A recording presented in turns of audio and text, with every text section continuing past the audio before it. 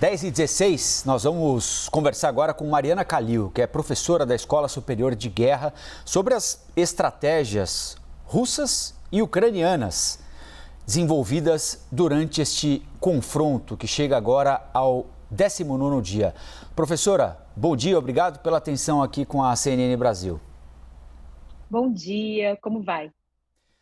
Bem, obrigado. Professora, antes de a invasão começar e logo nos primeiros dias, a gente repetiu aqui, né? E eu vi a repetição de que, olha, as forças russas militares são incrivelmente mais potentes e mais poderosas do que as ucranianas. E é uma questão de poucos dias para que a Rússia chegue a Kiev, chegue aonde bem entender e faça o que bem entender, não é? Como é que a senhora avalia a estratégia russa até agora e se é fato mesmo que os russos estão enfrentando uma resistência maior do que eles esperavam? Bom, muito obrigada pela pergunta. É importante a gente ter em mente o que é muito e o que é pouco, né? Para isso, é interessante comparar com a intervenção dos Estados Unidos no Iraque, que durou por volta de 5 semanas. Então, a gente ainda estaria num curtíssimo prazo, se a gente for pensar na intervenção na Ucrânia, que é um país maior que o Iraque, né? E aí a gente vai ter mais dificuldade de tomar conta do território todo da Ucrânia por parte dos russos, né? Então, o que eu enxergo a respeito da estratégia russa? Eu enxergo os russos entrando pelo sul e pelo norte, fazendo um movimento de pinça, e no sul e no norte, fazendo estratégias de cerco de cidades. Professora, obrigada. Estratégias de cerco. Desculpe, posso continuar? Pode, continue, por favor. Acho que eu te interrompi, achei que a senhora tinha acabado. Desculpe. Não, que essa estratégia de cerco, alguns especialistas apontam que foi muito comum na Síria, né? E teria gerado custos muito altos para a população civil. Agora sim, professora, obrigada mais uma vez. Até agora, o que se entende, né, é que os russos pretendem tomar Kiev, mas a gente vê também esse avanço, como a senhora bem falou ali, né? Pelo sul, tomando a região costeira da Ucrânia. É ainda o objetivo tomar Kiev ou é um domínio total do território ucraniano, pelo que se desenha desse conflito até aqui? O que a senhora vem avaliando? Como a senhora vem avaliando esses ataques? A gente nunca sabe qual é o objetivo real do Putin, né? A gente nunca vai saber qual era o objetivo dele no início, se continua a ser o mesmo objetivo. Mas me parece que o sul da Ucrânia é inegociável.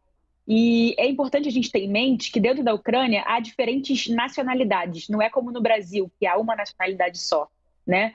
Dentro da Ucrânia há diferentes nacionalidades. Então, é como se houvesse diferentes etnias. Então, há a etnia russa e há outras etnias, várias etnias.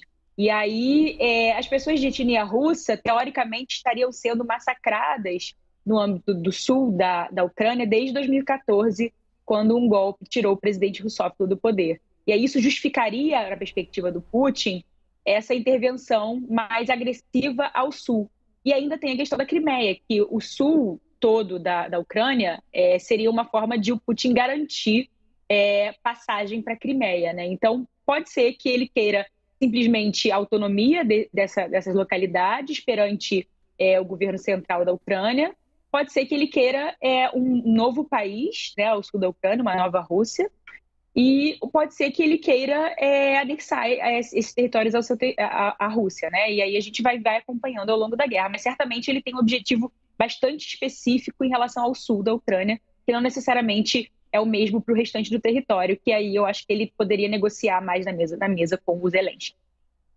Professora, bom dia. Eu queria falar sobre a fragilidade emocional como uma possível arma de guerra também. A gente viu a Rússia desmentindo inúmeras vezes, mesmo fazendo treinamento com tropas na fronteira com a Ucrânia, desmentindo que entraria na Ucrânia. Um belo dia a Rússia vai e invade a Ucrânia. A Rússia vem fazendo esse movimento de pinça. A Rússia vem falando, ameaçando que não quer, que pelo menos quer desnazificar nazificar a Ucrânia, mas ao mesmo tempo vem avançando sobre a Ucrânia e agora chega perto de um país da OTAN, atinge uma cidade fronteiriça também com a Polônia. E nisso tem uma guerra também de versões, né? Então o presidente Joe Biden fala: se invadir um país da Polônia, da OTAN, desculpa, se invadir um país da OTAN, se atingir um país da OTAN, nós teremos uma terceira guerra. O que essa guerra de nervos também nos diz como estratégia, professora? Nos revela muito que essa guerra é uma guerra para muito além do elemento convencional. Ela tem um elemento informacional bastante importante. Então, nos revela que essa guerra talvez seja uma guerra híbrida e que os objetivos sejam mais amplos que objetivos territoriais. Sejam objetivos de conquistar corações e mentes dentro da própria Ucrânia, em prol da Rússia e contrário ao Ocidente, ou seja, mudar a política dentro da Ucrânia para ser mais contrária aos interesses da OTAN e mais a favor da Rússia. Eu acredito que revele bastante. Professora, a gente tem falado também aqui há alguns dias da aproximação das tropas russas da capital, Kiev, onde está, por exemplo, o presidente do país, o centro do poder, não é?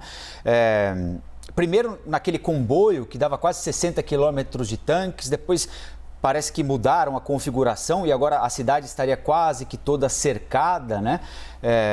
Por que não houve o avanço até Kiev até agora? Porque parece ser uma questão de decisão, né?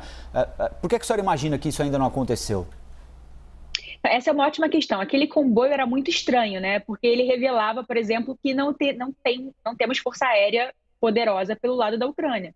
Se tivesse, a gente teria visto o bombardeio daquele comboio.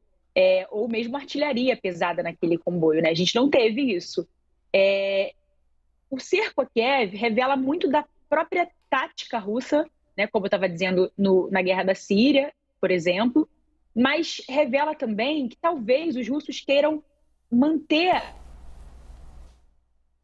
as forças ucranianas bastante atreladas ao embate ou ao possível embate em Kiev. Então, mobilizando elas naquela região e, portanto, desmobilizando elas no restante do país. E aí gerando custos muito altos para a Ucrânia.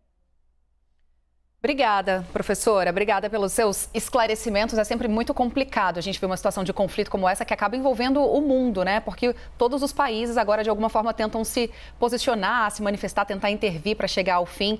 É uma nova configuração mundial que surge daí, né? Professora Mariana Calil, professora da Escola Superior de Guerra. Muito obrigada. Bom dia para a senhora. Eu que agradeço. Bom dia. Bom dia. Bom dia, professora.